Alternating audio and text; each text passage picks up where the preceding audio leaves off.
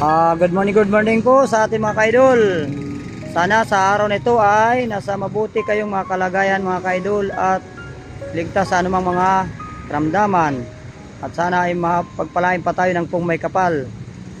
At ito nga pala mga kaidol, dito po ako ngayon sa terminal ng Jimmy Cavite, kung saan ay meron po akong nakita isang matandang nangangalakal. At siya ay lumalaban ng parihas sa buhay na kahit papano na sa edad niya lang ito ay siya pa rin na nagpilit na naghahanap buhay para sa kanyang pamilya. Sana po ay atin siyang matulungan mga kaidol. Ito po nga pala si tatay. Tatay, ano nga pala ang pangalan ni tatay? Romy po, Romy. Tatay Romy. Ito lang po tayo ang pang-araw-araw nyo na hanap buhay. Ilan po ang anak ni tatay Romy? Sila po. Isa. Nag-aaral na po? May asawa na rin po. May asawa na rin po. Kumusta naman po yung mga buhay-buhay po natin? Nakakaraos pa rin. Nakakaraos naman po. Tatay Romy po ay siya ay ilang taong gulang na po si Tatay Romy? 61 na po. 61 na po si Tatay Romy. At siya po ay nangalakal sa araw-araw para ma-survive ang kanyang pamilya. Sana mga kaidol ay mapansin po ninyo si Tatay Romy. Kayo po ay may bahay po Tatay Romy? Wala po sa junction lang. Hindi, wala po kayong bahay Tatay Romy? Wala po. Si Tatay Romy ay wala pala siyang shelter. Junction po. Siya po ay nakatira lang po sa junk shop, kung saan siguro nagkuusap sa kanyang amo para siya ay makatira sa junk shop na kanyang pinaglilingkuran. Mga kaidol, sana po ay mabigyan natin pansin si Tatay Romy at saka i-share na rin yung mga kaidol sa iba yung ating video ito at i-upload at i-share nyo na po sa iba para naman makita si tatay sa kanyang kalagayan sa ngayon. Ito po ang kanyang pangalakal. Siya nga po pala ay walang tirahan mga kaidol. Kaawa naman po pala tatay. Kahit nasa isa pong kanyang anak, kahit na po may pamilya na, ito po pa rin siya po. Ito pa rin ang kanyang pangaraw-araw na buhay mga kaidol. Sana minsan madalaw ko sana kung may bahay kayo, kaso sabi mo ang bahay mo ay nasa junk shop. Saan po yung junk shop yung ano tayo? Barangay Mimihi. Barangay Mimihi ang kanyang yung kanyang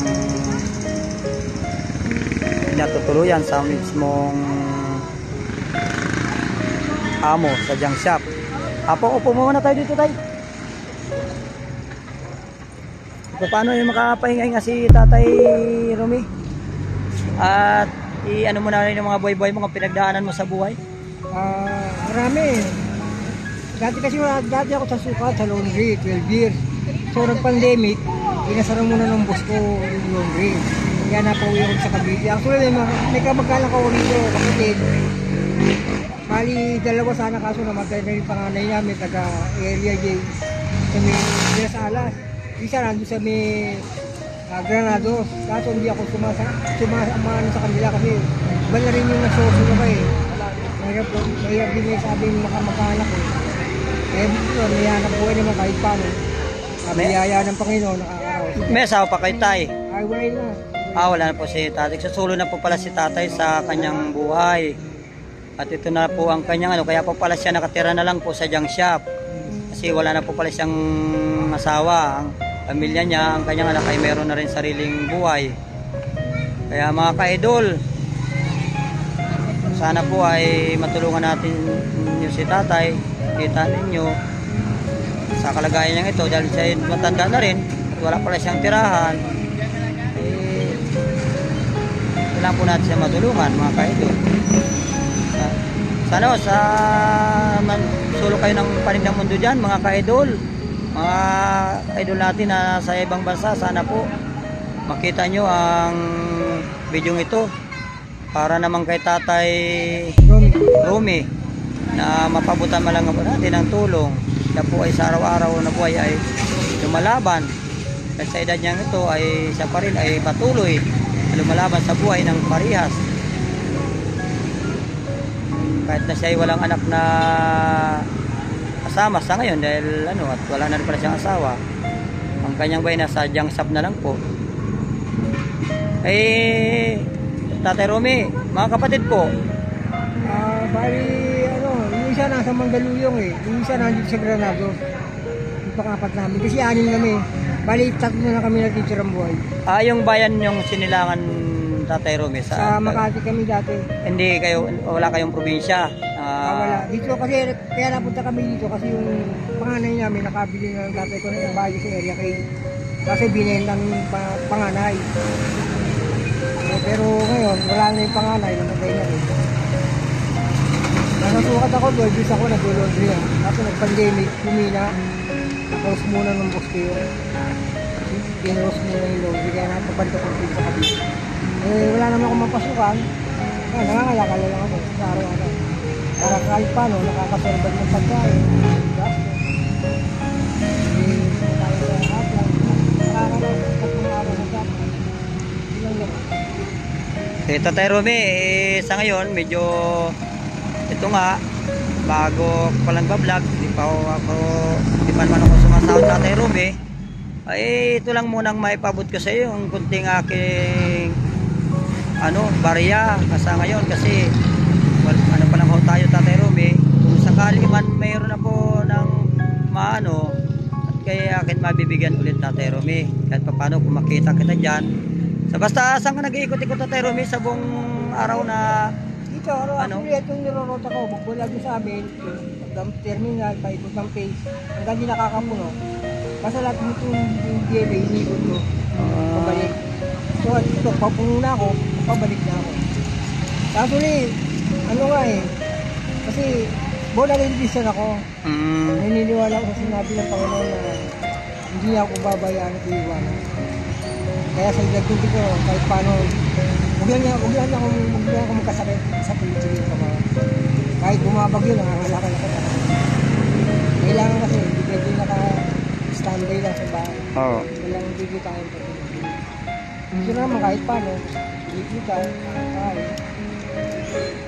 Ito Tatay Romy, pagdamutan mo na muna itong aking kunting barya kasi ako po si Larry Pabon. Ang vlog ko po ay share nyo lang kung ano-ano vlog, Mamang Larry. Ina ko na po sa i-upload ko po ito para makita ko rin po kayo kung may kamag-anak ko pa kayo katulong sa inyo at yung may mga mabababang puso po dyan na tumulong sa inyo at magpaabot sila ng tulong, okay lang po ano lang po sila ng sa iyo at hanapin po kita pagka mayroon na po sa akin ng tulong para sa inyo Tatay Romy. Kaya pagpasensya nyo muna pag-abala ko sa iyo Tatay Romy. Abala ko yung trabaho araw-araw.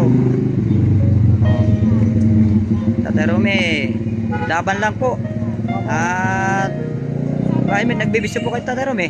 Baka may bisyo rin kayo, wala? Wala naman. Wala. Minsan pagka inom lang. Ganun lang. Sigarilyo inom. Pero hindi naman gaano araw-araw.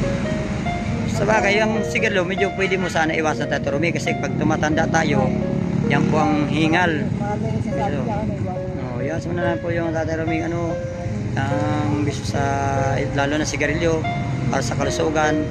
O mga ka-idol, saan man sulok ng panig ng mundo, mabuhay po kayong lahat, lalo ng atin dyan mga subscriber at sa atin mga nagtrabaho dyan sa ibang bansa, yung atin mga OFW. Mag-ingat po kayo palagi, mag-ingat po kayo lagi dyan sa yung mga trabaho at sana kayo nasa mabuti kayo laging mga pangatawan at wag kayong mawala ng sa Panginoon, tiwala. At sana ay kung maghanda tayong mga tulong sa dapat nating mga tulungan, yung mga karapat-dapat natin tulungan, matulungan po sa atin sana atin mga kababayan, mga ka-idol. Ito si Tatay Romy, parang naawa po ako, medyo sa tulak niya ng kariton, medyo naghihirap-hirap din talaga siya sa pagtutulak. Ito po yung kanyang kariton ay bakal ang gulong mga ka-idol. Ito po yung ng itsura ng kanyang hinahanap buhay sa pang-araw-araw. Ito lang po, nag-isinip lang po siya ng mga recycle na mga bote. mabuti para may ano niya sa pangaraw-araw niya rin na buhay, pambili niya ng kung ano-ano, bigas, ulam. Lalo wala siyang bahay mga ka-idol. Siya lang po ay nakatira sa yung shop ng kanyang amo. Nakatuloy na lang po siya dahil nga wala siyang bahay. Ito po si Tatay Romy, may edad na rin po siya. Kaya po yan dapat natin kapansin, bigyan ng tulong mga ka-idol.